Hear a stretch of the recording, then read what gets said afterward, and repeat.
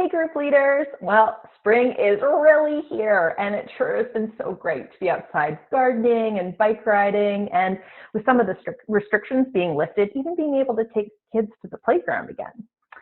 I don't know about you, but these past few months, we've spent a lot of time online, and we know that, a lot of us are coming down with something we call Zoom fatigue. So, yeah, we want to encourage you guys to keep updated on AHS guidelines so you know how you can engage with your groups appropriately during the various reopening stages.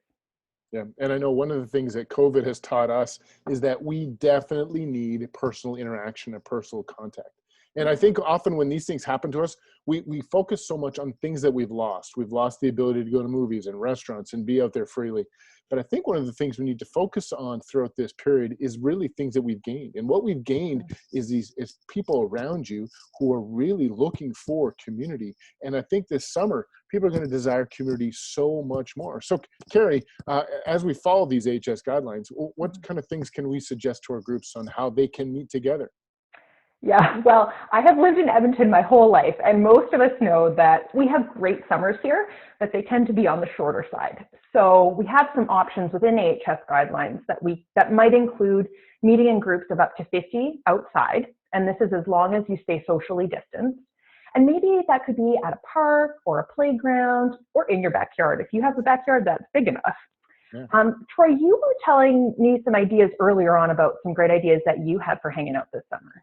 Right, and this might be my missional side coming up, but I really want these you group leaders to look for opportunities to be a part of what your community is already doing. So you're not leading it, but you're a part of it. Yesterday, the people behind us hosted this concert by this local artist, so we decided to walk over and be a part of it, and I got to connect with some neighbors.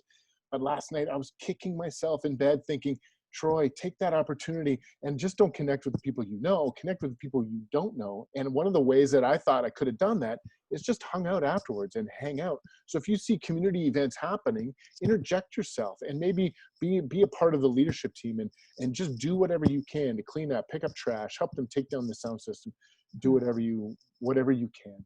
We know that this summer is going to be different. 2020 is going to be a year that we are going to be talking about in the history books forever.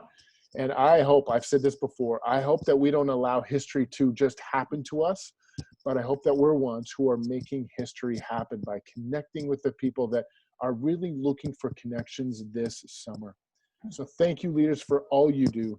Thank you for going forward and trying to connect with your groups and trying to connect with your neighborhoods.